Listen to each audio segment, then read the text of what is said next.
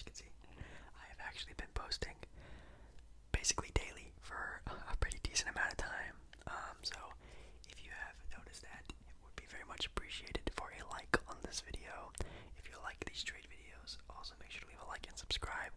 You guys seem to like these videos more than basically any other type of content I try to make, and I really do appreciate it. I love talking basketball with you guys. It's kind of where this whole sort of channel started out on, and I'm using a controller right now because I usually start with the basketball and I don't want to keep using the same old tricks. But yeah, hopefully you guys enjoy these trade videos. I obviously have a lot more videos planned, but you know, PS5 down the line, other video games coming out soon, basketball, you know, draft, free agency, things are gonna start coming back up soon in like November, December-ish. So hopefully you guys don't mind me just filling in the gaps with some of these, you know, random trade, free agency, random video game type sort of videos. So hopefully you guys don't mind that. But in today's video, we will be talking about a couple trades that apparently will save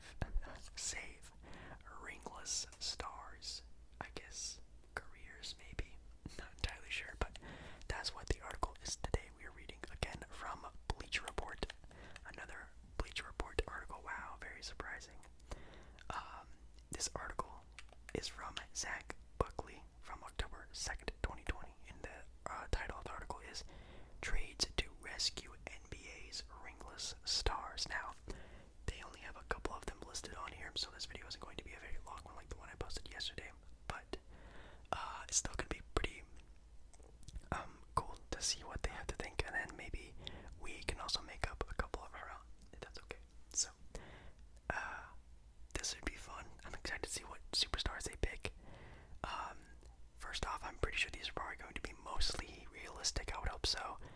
Obviously, something crazy could happen in these sort of things. So again, these aren't mine, and then maybe we'll think of our own if they don't make one for some, you know, Ringless star that we can come up with.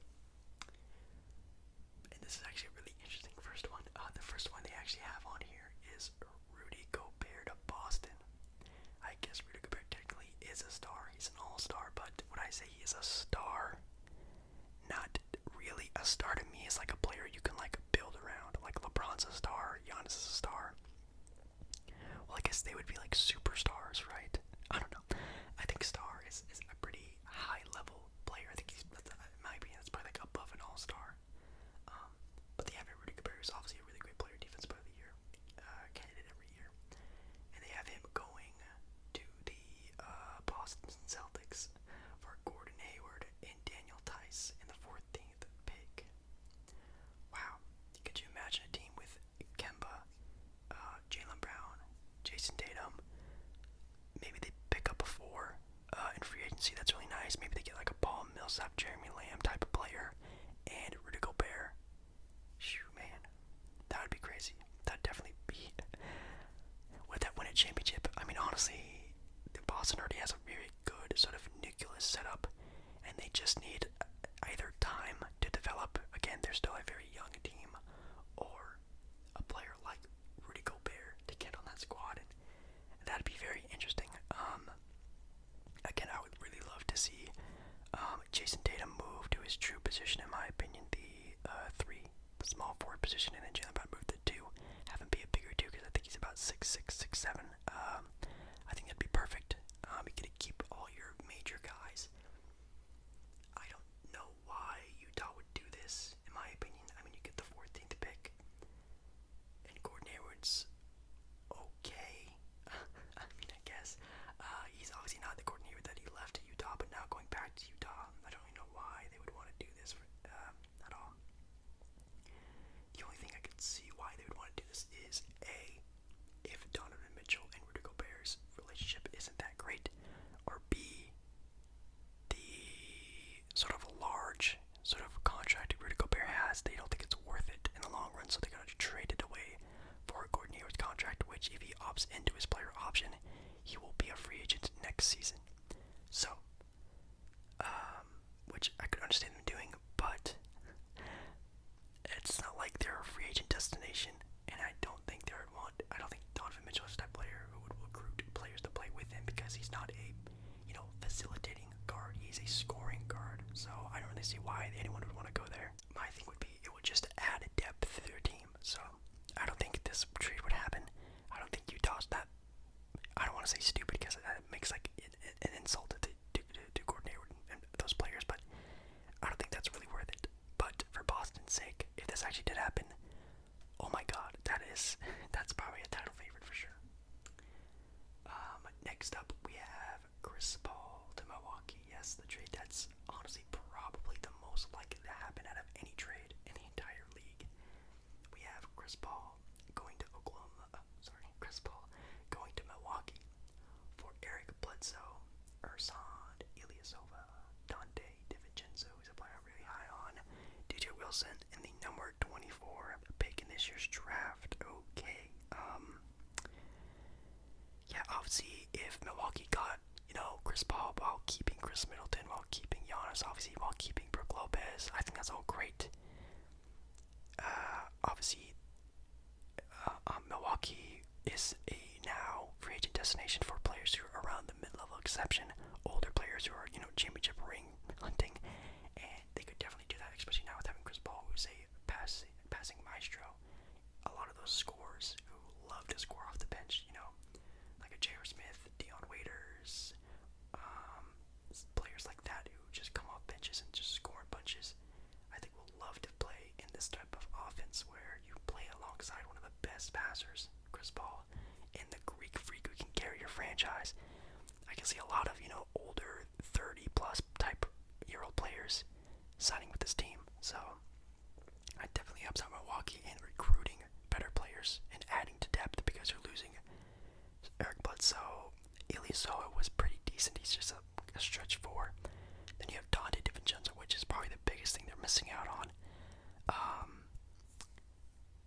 Man, is this trade realistic? I would say yes, because with trading Bledsoe, Bledsoe for OKC is still a capable player who can still make you a playoff contending team, and you add to your young core with Shea, Dante, you have, that guy who went off in the playoffs guarding James Harden, I forget his name, sorry, he's the newer player. Dort. You still have Dort. Steven Adams is still relatively young, so you still have your good core pieces together. You have all those draft picks still. You're adding another draft pick, this year's draft pick, so I think that's totally fine, in my opinion. Yeah, I could see this trade actually happening. Well, obviously, does Milwaukee win the trade? Yes, but you gotta look at it from OKC's point of view. Shea and a lot of your young guys are going to be coming off their rookie deals, and you need cap space to fill that up, and getting rid of Chris Paul's deal will help that a lot. So, not a bad trade in my opinion. Next up, we have a 3-team trade. Wow, okay. This trade includes the Milwaukee Bucks receiving Bradley Beal of the Washington Wizards, the Portland Trailblazers getting Chris Middleton, yes, the trade we always see, and the Washington Wizards getting CJ McCollum, Anthony Simons, Nazir Little, the 16th pick, the 24th pick, and a future first-round pick. That's definitely pretty crazy. So, first team up is Milwaukee. Milwaukee gets Bradley Beal. Wow. In this case, I don't think just getting Bradley Beal instantly makes Milwaukee better. I feel like Milwaukee could definitely be a title contender just the way they are with Chris Middleton. And if they could add a Bradley Beal type of player, I think that would obviously improve them more. But I think just switching Middleton for another sort of good all-star player isn't going to really just throw you over the hump against, Kevin Durant and Kyrie, LeBron, AD, Kawhi, Paul George. Like, it's pretty tough out there. I think that's maybe barely better than Steph and Clay, in my opinion. So, I think if Milwaukee really wanted to make a big splash, I think depth is really where it needs to be at. They lost a lot of their really key guys like Brogdon over the years and other type of players who've left. Is it better than Chris Middleton? Offensively, yes. Defensively, I don't know, because we haven't really seen Bradley Beal in like like a serious championship contending team where we know players are different when they play for, a reason. Again, no offense to Washington or Bradley Beal or any of those players in Washington. You saw what happened with Draymond this year and sort of his pace he played at, different from when he played in 2016, 2017 in those championship games, you know what I mean? So, it'd be very interesting to see. Is it an upgrade? Yes, I guess so, because Bradley Beal individually is better than Chris Middleton individually, but in a team sense, I'm not sure. Portland gets Chris Middleton. Is this an upgrade? In my opinion, yes. Anything, defense-wise for Portland is better.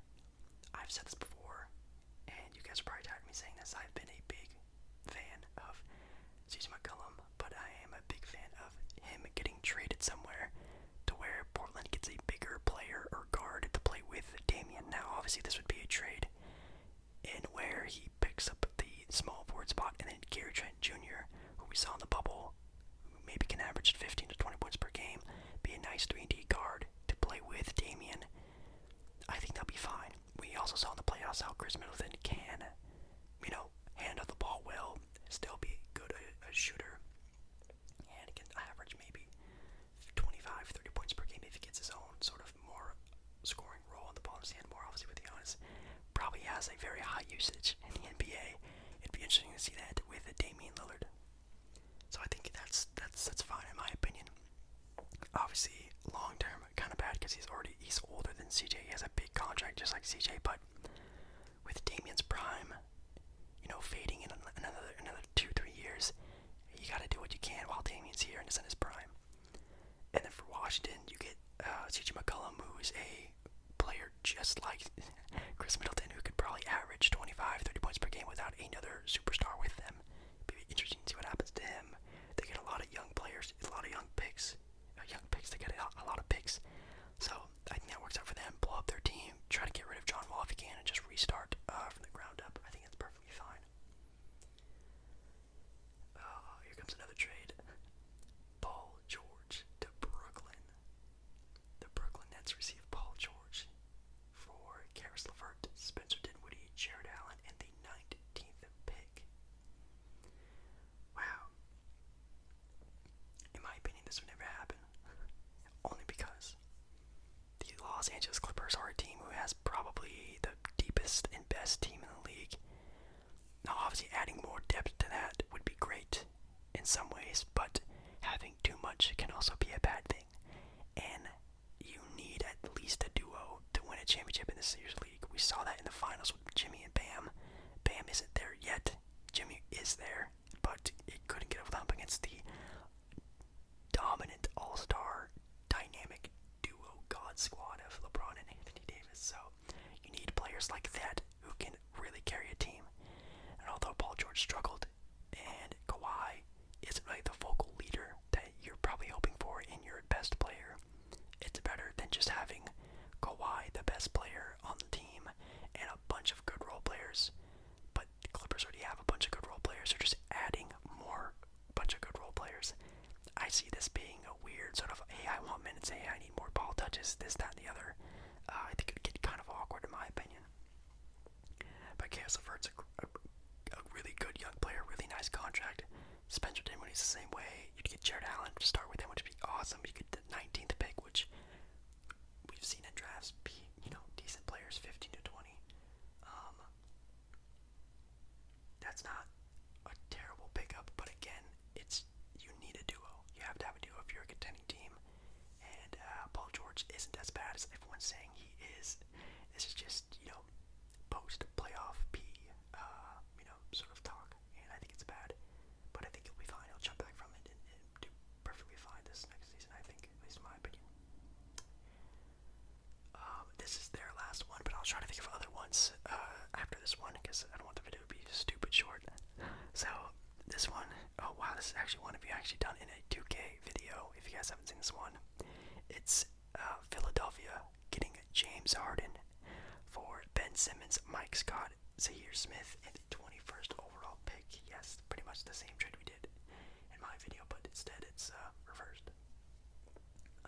So you'd have James Harden on your team with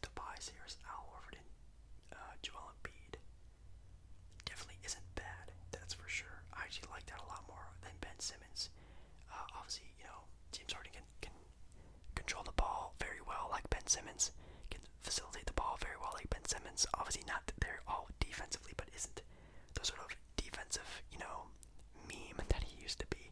He plays passing lanes very well, and can steal the ball off of point guards he matches up with sometimes. And you get just stretch the floor with James Harden shooting and scoring. He can also help out with Joel Embiid, spacing the floor for him to be the paint piece we all hope and pray he becomes at one point in time. Hopefully he reaches there. The only thing about Philly would be obviously trying to build around the team with better shooters and scorers. I think Shake is really good. Matisse Thybulle is really good. That's really about it, in my opinion. They need more, and I think players, once they get more of a team set up, will start flocking there. Getting Doc Rivers will help that a lot, and I hope they actually do make it far. But I do think adding James Harden for Ben Simmons would be a perfect trade. But the Rockets would never do this trade. Number one, I said this before, James Harden is the best player in your team's franchise since Hakeem Olajuwon. You would not just trade him away, probably ever, in my opinion. Also, Ben Simmons and Russell Westbrook on the same team.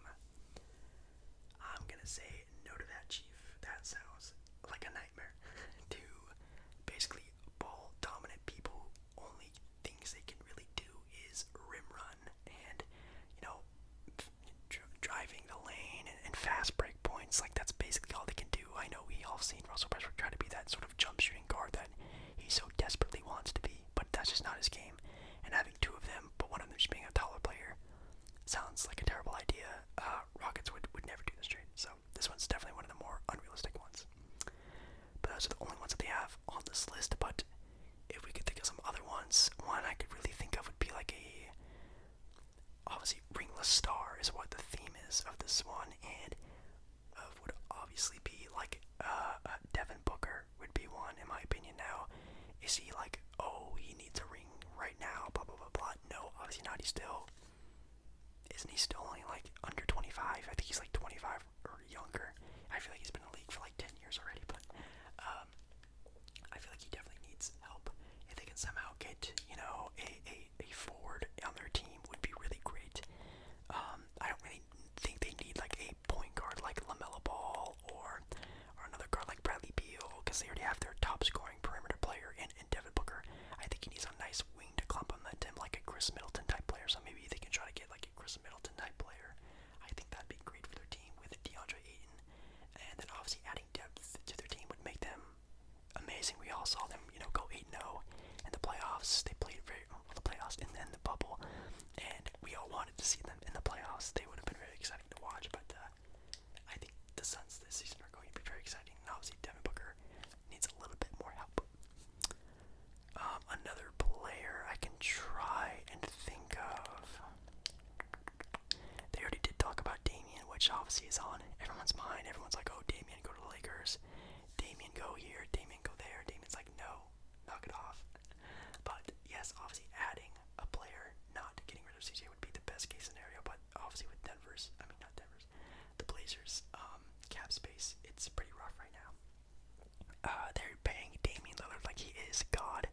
He's paying them like, yikes, I think he's getting paid like maybe $45+ million a year for the next couple years. It's what he deserves. He's arguably the greatest player in our franchise history already, so that makes sense. And then we're paying CJ an upwards of $20-25 million a year for the next couple years as well, which I think was a very bad decision on my part, but hey, I'm just a hater. But I think obviously adding a wing would be great. I think Rodney Hood plays that role really well, but obviously getting a Chris Middleton type player would be even better. I'm trying to think of maybe other players that work really well. Jonathan Isaac would be perfect for Portland. I feel like that'd be amazing. We're already pretty set on our front court with Zach and Yusuf, and if we can't get Hassan Whiteside in free agency for a cheap contract, that'd be great, because if you guys didn't know, Hassan Whiteside bought, not rented, he bought a house. And not only did they buy a house in the Portland area, he is building on the house that he bought in Portland. So he's adding on to his house that he bought in Portland. So I don't think he would do that if he was planning on just going somewhere else this next season. So I think he's staying. I just hope it's for a lot less than what he was paying for last year.